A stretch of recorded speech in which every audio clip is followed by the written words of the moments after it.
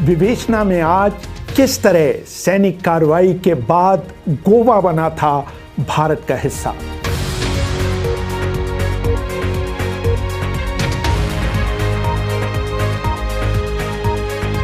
अभिवादन स्वीकार करिए रेहान फजल का। विदेश में रहकर भारत की आजादी की लड़ाई लड़ रहे कृष्ण मेनन जैसे भारतीय नेता गोवा को भारत के चेहरे पर एक फुंसी कहकर पुकारते थे। नेहरू से अक्सर वो कहा करते थे कि गोवा को घर लाना है। गोवा के बारे में नेहरू को एक तरह से मेंटल ब्लॉक था। उन्होंने पश्चिमी देशों को आश्वासन दे रखा था कि वो ताकत से गोवा को भारत में मिलाने की कोशिश नहीं करेंगे, लेकिन कृष्ण मेनन उन्हें समझाने में कामयाब रहे कि वो पुर्तगाल के इस उपनिवेश के बारे में दोहरा मापदंड नहीं अपना सकते।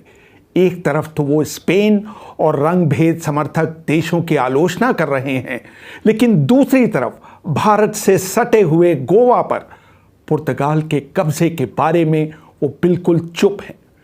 जब पुर्तगाल को गोवा को छोड़ देने के सारे प्रयास विफल हो गए तो नेहरू ने सेना भेजकर गोवा को आज़ाद करने की योजना को हरी झंडी दे दी।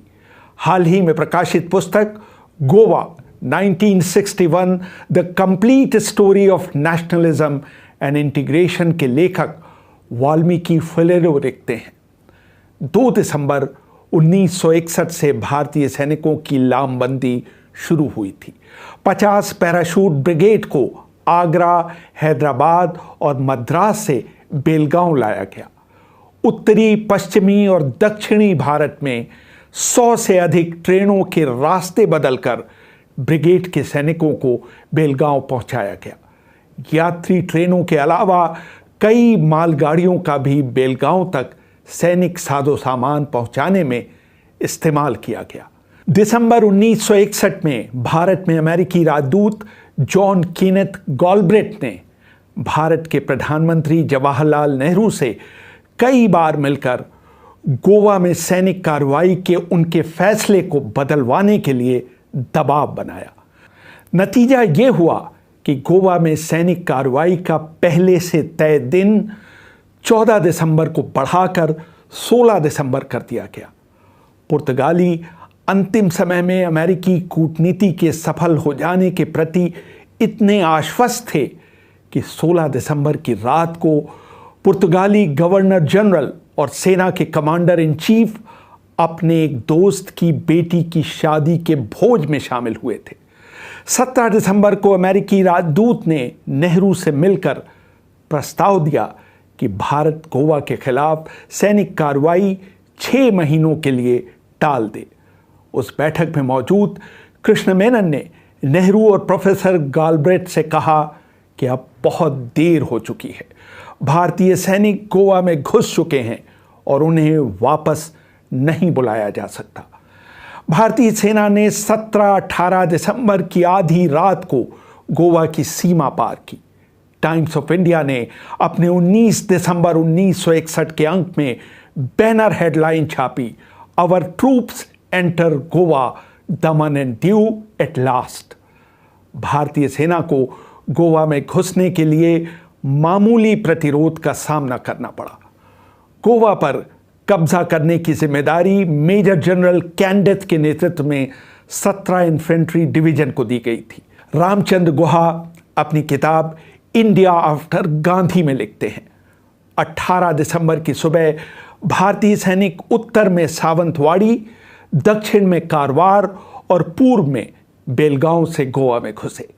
इस बीच भारतीय विमानों ने पूरे गोवा में पर्चे गिराकर गोवा वासियों से शांत और बहादुर रहने के लिए कहा। इस पर्चे में कहा गया कि आप अपनी आज़ादी पर खुश होइए और उसे मजबूत करिए। 18 दिसंबर की शाम तक राजधानी पंजिम को चारों तरफ से घेर लिया गया था।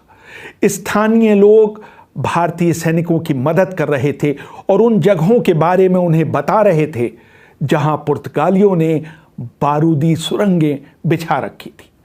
उधर पुर्तगाल की राजधानी लिस्बन में सेंसर के अंतर्गत काम कर रही प्रेस वहां के लोगों को गोवा में पुर्तगाली सैनिकों के कड़े प्रतिरोध और भारतीय सैनिकों से हाथ से लड़ने की खबरें दे रही थी। यह झूठी खबर भी छापी जा रही थी कि पुर्तगाली सैनिकों ने भारतीय सैनिकों को बंदी बना लिया है। पुर्तगाल के लोगों को यह बताया ही नहीं गया कि गोवा में पुर्तगाल के बहुत कम सैनिक मौजूद हैं। उनके पास न तो लड़ने का अनुभव है और न ही उन्हें इस तरह के ऑपरेशन के लिए प्रशिक्षित किया गया है। अगर वो सांकेतिक विरोध करना भी चाहें तो इसके लिए उनके पास पर्याप्त साधन नहीं है। जब पुर्तगाल ने यह मामला सुरक्षा परिषद में उठाया, उस दिन तक भी पुर्तगाली प्रेस बढ़ा चढ़ाकर दावा कर रही थी कि भारत के अब तक 1500 सैनिक मर चुके हैं। 18 दिसंबर के पूरे दिन गोवा रेडियो युद्ध संगीत बजाता रहा, लेकिन उसने भारतीय सैनिकों के गोवा में घुसने की कोई खबर नहीं दी। जैसे ही भारतीय विमानों ने डेबुलिन हवाई अड्डे पर बमबारी शुरू की, स्कूल गए बच्चों से कहा गया कि वो अपने घर लौट जाएं। 18 दिसंबर को सुबह 7 बजे स्क्वाड्रन लीडर जयवंत सिंह के नेतृत्व में 6 हंटर विमानों ने पूना के वायुसेना ठिकाने से उड़ान भरी। उन्होंने बम्बोले में स्थित रेडियो स्टेशन पर रॉकेट और गन कैनन से हमला किया और उसे 10 मिनट में बर्बाद कर दिया। गोवा का बाहरी दुनिया से संपर्क टूट गया। गोवा रेडियो का वो मशहूर अनाउंसमेंट हमेशा के लिए बंद हो गया, ये पुर्तगाल है, आप सुन रहे हैं रेडियो गोवा। उसी समय पूना से 12 कैनबरा और 4 हंटर विमानों ने गोवा के लिए उड़ान भरी। उन्होंने गोवा के डेबुलिम रनवे पर 1000 पाउंड के 63 बम गिराए। वाल्मीकि फेलेरो लिखते हैं, पहले राउंड में 63,000 पाउंड बम गिराने के बावजूद भारतीय वायुसैनिक चैन से नहीं बैठे। करीब आधे घंटे बाद उन्होंने वहां फिर हमला किया और इस बार कुल 48,000 पाउंड बम गिराए। इसके आधे घंटे बाद फ्लाइट लेफ्टिनेंट विवियन गुडविन को डेबुलिम हवाई पट्टी पर हुई बमबारी से हुए नुकसान की तस्वीरें लेने के लिए भेजा गया। तस्वीरों से पता चला कि हवाई पट्टी को कोई खास नुकसान नहीं पहुंचा है।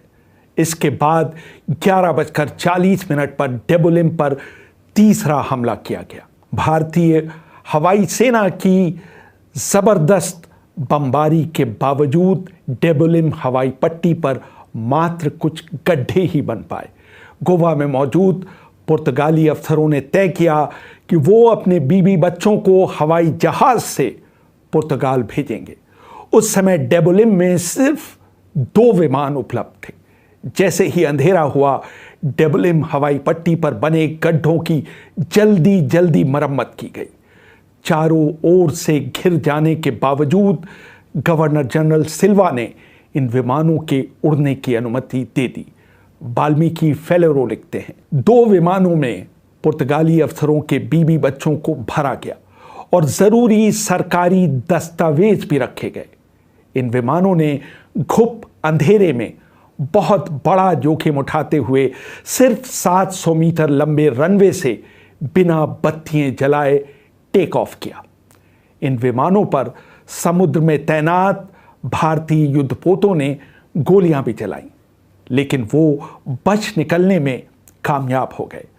भारतीय विमानों को चकमा देने के लिए ये विमान उत्तर की ओर उड़ने के बजाय पश्चिम की ओर मुड़े और बहुत नीचे उड़ते हुए लंबा रास्ता तय करते हुए पाकिस्तान के कराची हवाई अड्डे तक पहुंचे।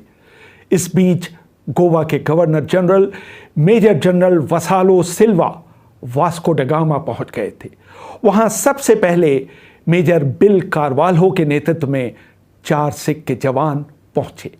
ब्रिगेडियर रवि मेहता ने वाल्मीकि फेलेरो को एक इंटरव्यू में बताया था, major Bill Carvalho, captain RS के बाली और मैं अल्पल किरोज हिल के गेट पर पहुंचे जहां जनरल सिल्वा मौजूद थे।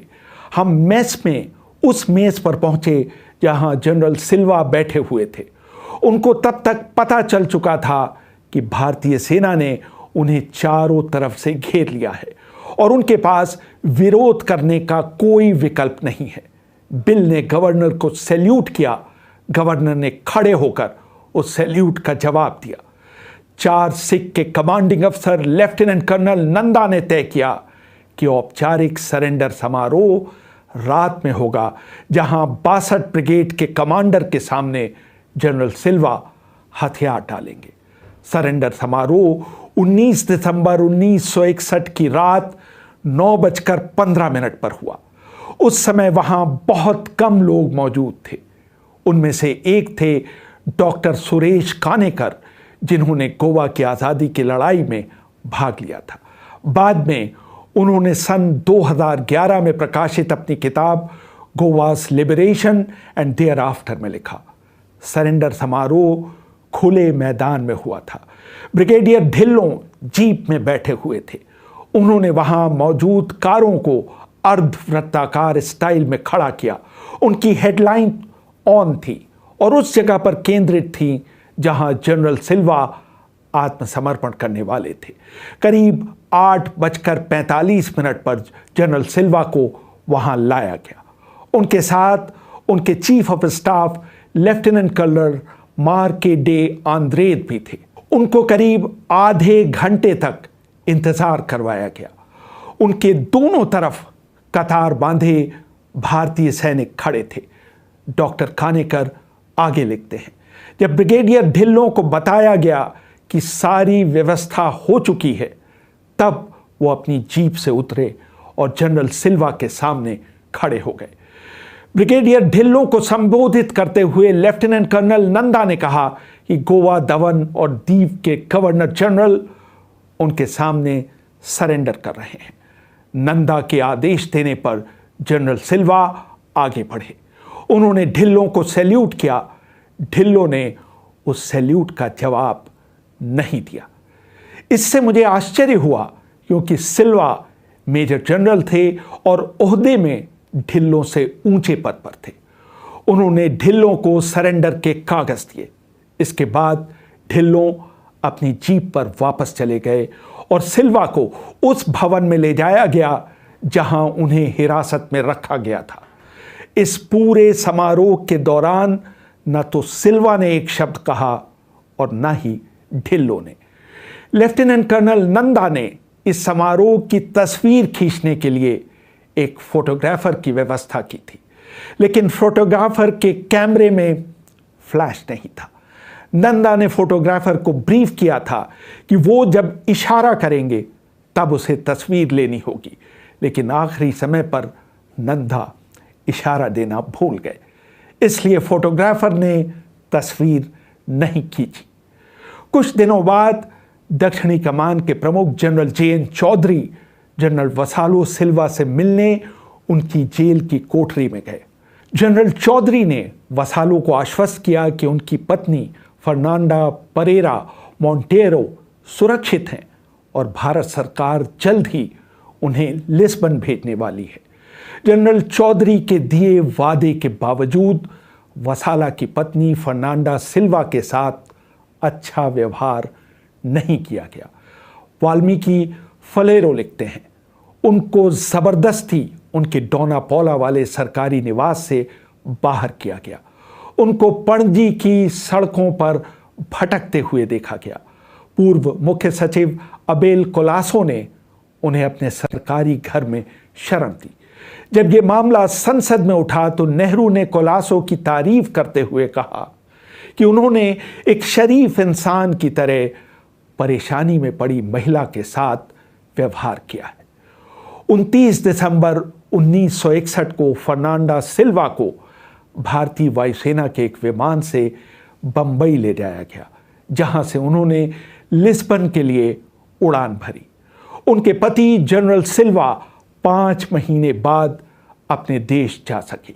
इस पूरे ऑपरेशन में भारत के 22 जवान मारे गए, जबकि 54 अन्य जवान घायल हुए।